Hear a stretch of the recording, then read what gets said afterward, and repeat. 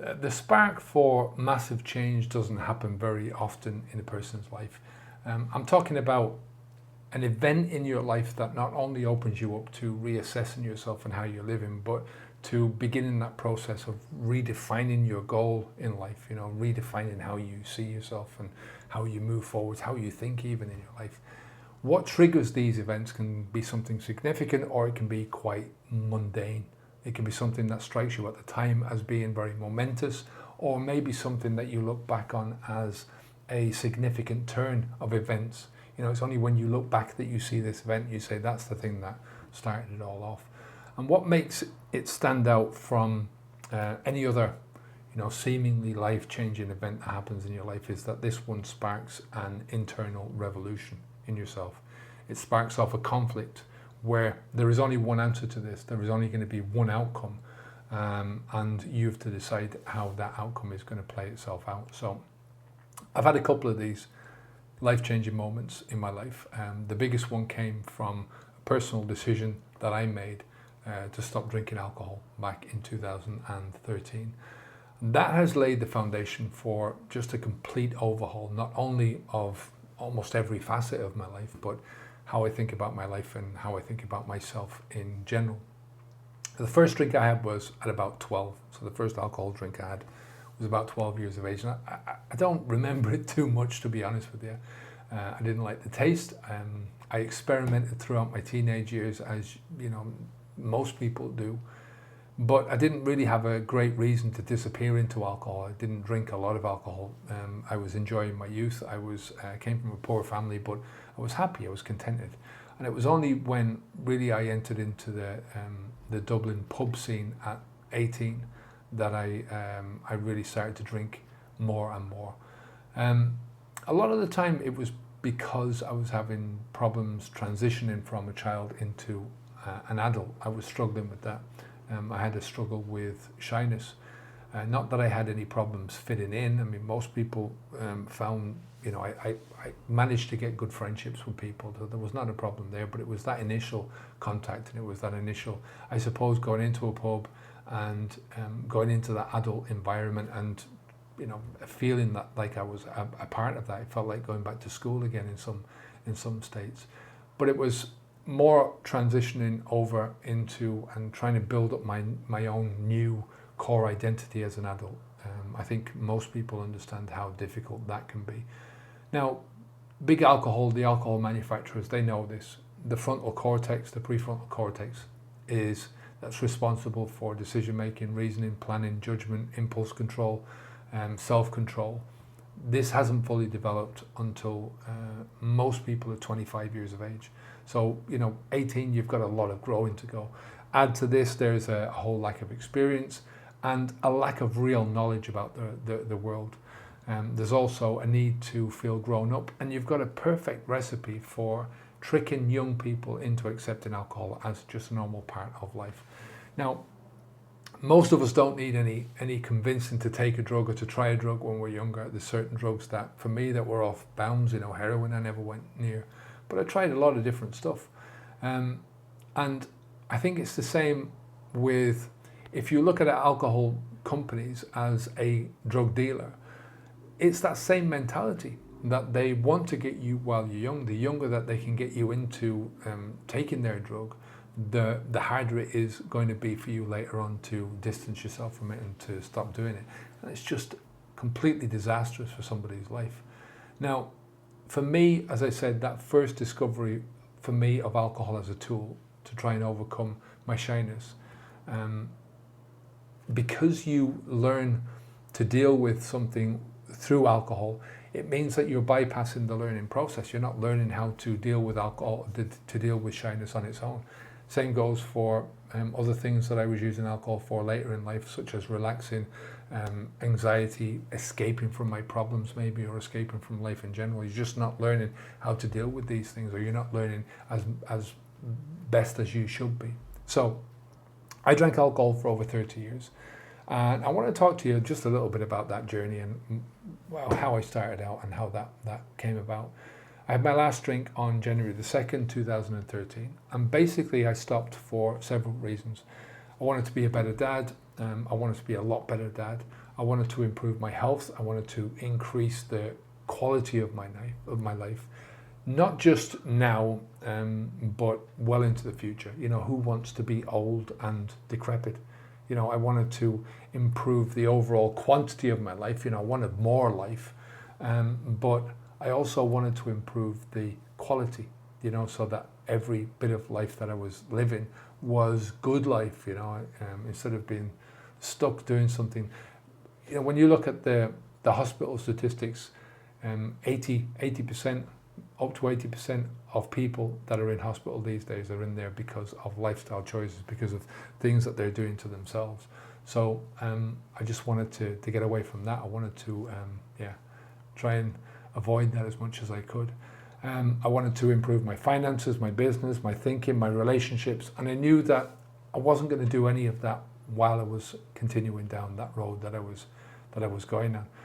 My life was heading down a spiral path, and it was mostly because of my thinking and my behavior that was surrounding, that had become immersed in alcohol. And I'll talk more about this because I think these are very important aspects of my decision to change anyway. I'll talk about this in future videos. This was me a week later, so just have a quick look at this short clip. And my life was really starting to suffer. I was putting on lots and lots of weight. I was feeling ill most of the time. You know, that the hangover days were stretching into 2 and 3 days at a time. Now looking at that, I was overweight. I was a bit lost looking, a bit self-conscious with myself. I didn't feel like I had much self-confidence in myself at the time or what I was doing. You know, it was the first time I'd done anything like that in my life, you know, making videos and stuff and putting it out for other people to see, putting my opinions out there. And in terms of stopping drinking alcohol, I didn't really know, I hadn't much of an idea about what I was going to do. I knew that I wanted to change, but I didn't really know how I was going to change. And, you know, one of the biggest things I can see in myself is a mixture of fear and anticipation. And this is something that the unknown can do to you, you know, fear of the unknown. And the unknown gives you a lot of good feelings when you're looking forward to doing something and to making a big change in your life. Now, hindsight is great. I know what's to come. You know, when I look back at that video, I know what's to come for that guy. But mostly I look back on that video, on that man in that video, and I look at that person who took that decision. You know, that's the person that went through all the discomfort of the first days and weeks and months. And I wouldn't be here if it wasn't for him. So I have a lot of gratitude for that person. Now, here's what I want to make a couple of distinctions, a couple of key concepts here. Stopping drinking alcohol is not a goal. It's only a starting point. You know, stopping drinking alcohol is a simple decision that you have to make before you can start this transition. You know, you either drink or you don't drink. So there's no leeway out of that. If you want to stop drinking alcohol, you stop. If you don't want to stop drinking alcohol, you don't stop. And it is as simple as that.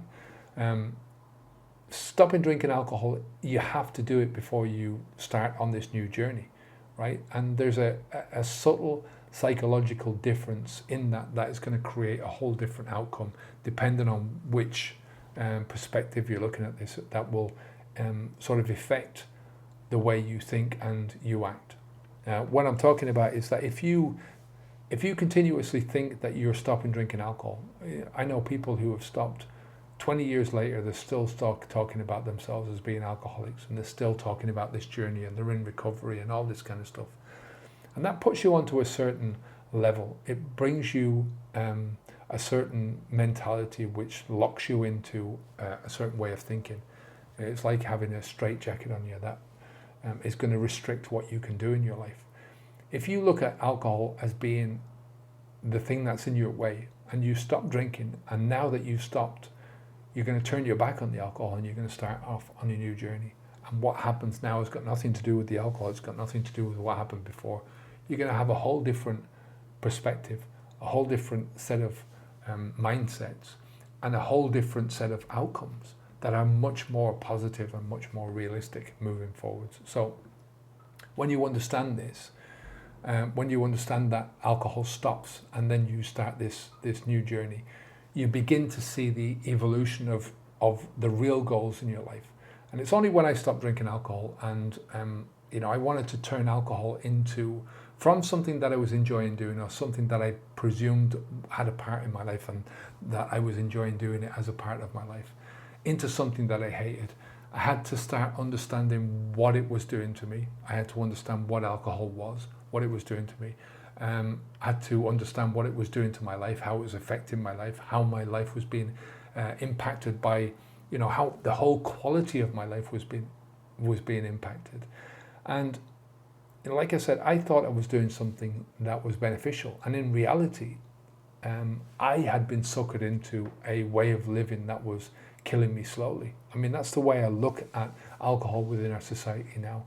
It's something that I was doing to myself, but it's really a slow form of suicide. Now, we whitewash alcohol from what it really is, which is a toxic drug, into something which it's not, which is a beverage. We whitewash the consumption from drug use to drinking. Think about what we say when we're saying we're going out for a drink, or I was drinking last night. Such an innocent and harmless word. You can say to yourself, I was drinking water, I was drinking milk, I was drinking tea, I was drinking coffee. Right? It's all the same thing. Being high on this drug is being whitewashed because we're talking about it from the perspective of being drunk, which is the past participle of drink. So it's an innocent word. We whitewash the toxic after effects, the alcohol poisoning, as we call it, the hangover. And hangover literally means a thing left over from before. So we're all the time trying to delude ourselves that we're not doing the thing that we're doing. How many words and phrases do we use that we use to whitewash the alcohol itself, to delude ourselves about alcohol? We call it barrel aged. We talk about wine in terms of bouquet, depth, richness, clarity. We talk about hooch and booze and spirits. What comes closest to the truth is when somebody says to you, and they're offering you a drink, and they say, "What's your poison?" That's the thing that comes closest to what alcohol is actually doing to you. Now, imagine how different things would look if you were honest about alcohol. If we pull back the cultural curtain and we reveal the same vernacular that called a drug, that we actually said, well, this is a drug. It's just like heroin, it's a drug. It's just like cocaine, it's a drug. And that as a drug user, we're a drug user. We don't call ourselves a drinker. We say, well, this is what we're doing. A study conducted a few years ago, they were talking about the harms to society, and they're talking about it from the perspective of combining the harms for society along with the harms to the individual as well. And they added this up. And out of 100, so 1 to 100 on a scale of 1 to 100, cannabis scored 20, crack cocaine scored 54, heroin scored 55, and alcohol had a whopping 73 out of 100. So you're nearly a quarter more harms, 25%, I suppose, 50% more harms, 50% more harms than heroin. Now, when you look at the deaths from alcohol, you've got 3.5 million people every year die, and we still, as a culture, we casually sweep under the carpet all this information. We consume the alcohol still, and we encourage that alcohol consumption for the next generations. Now, for me, I started understanding the truth once I started delving into this and how alcohol was affecting my life.